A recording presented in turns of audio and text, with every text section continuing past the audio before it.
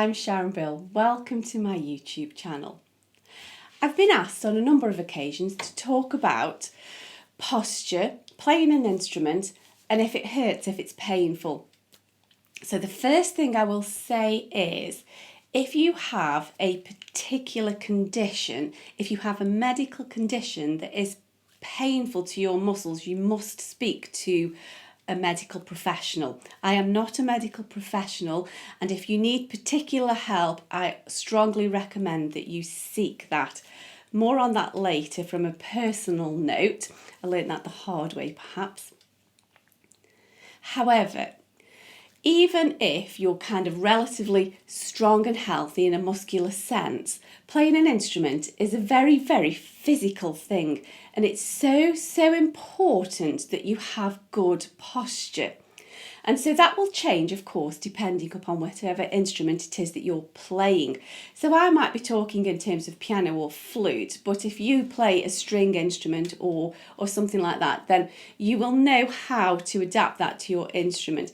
Whatever it is you're playing, it's always important to just watch your back and watch your wrists. And when you're playing an instrument, it can be very tiring, and so you need to develop your muscles to build up stamina to play. So, for example, if you were going to start going to the gym, you wouldn't suddenly jump into a routine, lift massive great weights and do a massive cardio circuit. You need to build up your stamina. It's exactly the same when playing an instrument. Also, if you were going to do a gym workout, you should always stretch first. Just stretch and warm your muscles up. And that's the same if you're about to embark upon a massive stint of music practice. Now, scales and arpeggios are a good warm-up exercise. They are good in terms of helping you understand the music that you play. They're good in instilling fingering discipline, but they're also good just in a very plain practical sense of just warming up your muscles and focusing your mind into practice mode, as it were. So I do recommend that you always warm up in all senses with some scales and arpeggios. And then in terms of actually sitting at your instrument, I suggest that you just build up slowly. You can't suddenly just jump in and do a 2-hour practice session. I think your concentration also needs to be trained to sit and concentrate for periods of time as well. So I suggest that you just start with small chunks of time, 20 minutes, have a break. Go back, do another 20 minutes. If you've got a lot to do it in small chunks, just to build up your physical and mental stamina. Because if you're sitting at your instrument for a long period of time, you will get backache. However, there is a difference between backache, just like, oh, I need a bit of a stretch now, and pain. And if it's pain, whatever it is you are doing, stop. Just stop. Nothing should hurt. Something is wrong. And here is my little confession. Well, it's a big confession, actually. Thank goodness it's not affecting my performance in terms of playing my instruments. But last year, I put up a vlog saying, oops, I've injured myself by overdoing it. And I was scrubbing the fence panels in the garden. I've got quite a lot of fencing around the back, and it was all covered in moss, and I was determined to get this job done. And so I scrubbed it all down and bleached it all off. And it was hurting, and the gripping and the scrubbing repeatedly of hours and hours, it was really hurting my arm, and I just kept going. It was so foolish of me, and I'm so grateful that I can play. To think that I've risked not being able to play just for this stupid mad mood of I've got to get this job done. And it transpires in the end.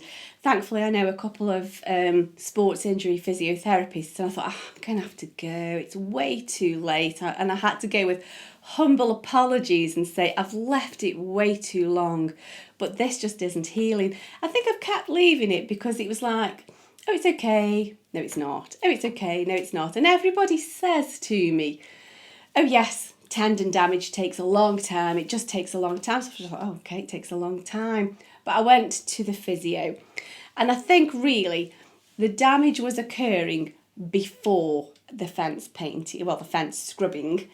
And that was born out of, I think, a long time of really dodgy typing technique here. And I knew I was doing it, but I just kept doing it. And I'd sit at the desk with, at the most awful angles with my legs tucked under my thigh and twisting and just terrible sloppy technique. And so I knew I was getting problems there anyway. So I've got massive chronic damage really. I don't think I'm past the point of redemption, and I was really interested to hear that they recommended acupuncture, so I'm like, okay, I'll have a go with that then. So I'm embarking upon that. We shall see how that unfolds, but it proves the point: if something's hurting, stop. It shouldn't hurt when you're playing. However, it is likely that if you're growing into doing longer periods of practice, you will kind of get a few little aches and you'll need to stop and stretch a little bit. And this brings me to another point where I did talk about in a previous vlog years ago, well, certainly more than a year ago, I think, about just general muscular fitness. And this is something that I've let go and I'm just getting back again, because if you do just a bit of exercise and get a bit of resistance weights into your muscles and just get your lungs working, you are going to be a better musician for it. If you do go for a brisk walk or go cycling, whatever it is you do, your lungs are bound to benefit, and then your flute practice or whatever it is bound to be better because your lungs are working better. If it is that you've built up your core strength and you've done some exercises, you will be stronger in your frame to sit at your instrument, and you'll have that muscle rigidity, I think, is that the word, to help you. You're stronger to sit at your instrument. So general fitness is a bonus, particularly in your core, and then good technique. And so this is something I'm always talking about with the piano and the flute. If you play the piano, you do not play like this. So that just proves I'll listen to my own advice on the piano, but not the computer. Silly me. And so you need to have sort of natural posture in terms of not drooping, not bent back. And that's the same sort of playing the flute. You need neutral neck position, not up, not down, just neutral position. And your body needs to be sort of firm in posture, but not tense in muscles. So yes, not droopy, but not tense and rigid. You shouldn't be tense in your muscles. So relaxed posture, neutral, but not extremes in either way. And like playing the flute, not neck bent, but up. And I suppose that's the same, if you're playing recorder, you need posture out, not drooping, and certainly not pointing to the sky either.